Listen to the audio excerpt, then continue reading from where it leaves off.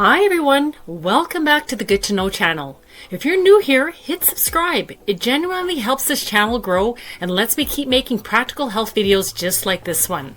Today we're talking about 12 strange signs your body might be asking for more potassium and what to do about it safely.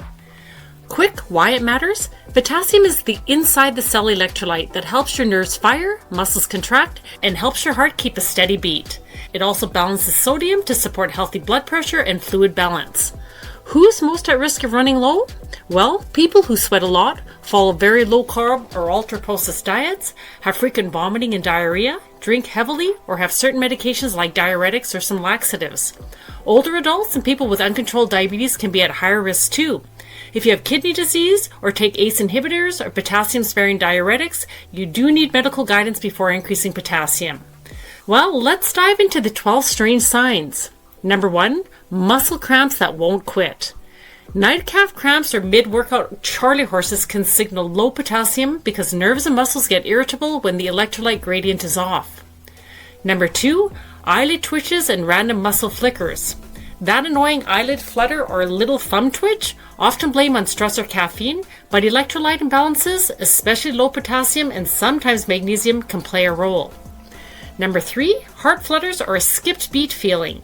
Potassium helps set your heart's rhythm. Mild dips can cause palpitations. Bigger drops can create more serious rhythm issues. If you feel chest pain, shortness of breath, or fainting, seek urgent care. Number 4, stubborn fatigue, even after sleep. Cells need potassium to move nutrients and create energy. Low levels can feel like batteries won't charge. Number 5, brain fog and irritability. Electrolyte shifts affect nerve signaling. People report fogginess, low mood, and wired but tired feelings. Number 6, salt cravings or can't quench that thirst. Potassium and sodium are teammates. When potassium dips, your body may push towards salty foods or more fluids to rebalance. Number 7, tingling, pins and needles, or mild numbness. Nerve conduction depends on potassium gradients. Low levels can cause tingles in the hands, feet, or around the mouth. Number 8, bloating and constipation. Potassium helps muscles contract. Low levels can slow motility, cue bloating, sluggish digestion, or constipation. Number 9, post-workout weakness out of proportion. If your legs feel like jelly from a workout that shouldn't crush you, check hydration and electrolytes. Potassium is a usual suspect. Number 10, elevated blood pressure despite doing things right. Potassium helps your kidneys excrete sodium. Low potassium can make sodium's BP raising effects louder. Number 11, poor heat tolerance and more intense hangovers.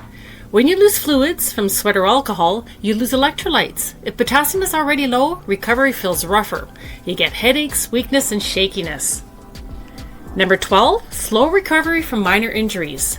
Electrolyte balance influences muscle repair and inflammation signaling. Low potassium can make soreness linger. So, how much potassium do most people need? The general target is about 3,400 milligrams per day for men and 2,600 milligrams daily for women from food. Many people fall short of this though. Easy food wins to boost your potassium.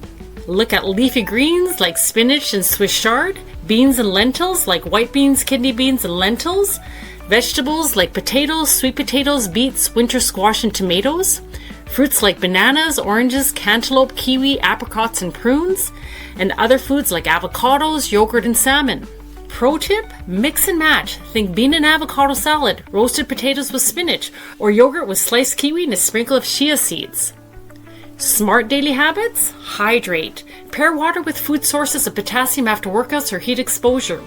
Balance your electrolytes. Magnesium helps cramps too, so pumpkin seeds, almonds, and leafy greens pull double duty. Check your medications. If you're on diuretics or laxatives, ask your clinician about potassium monitoring.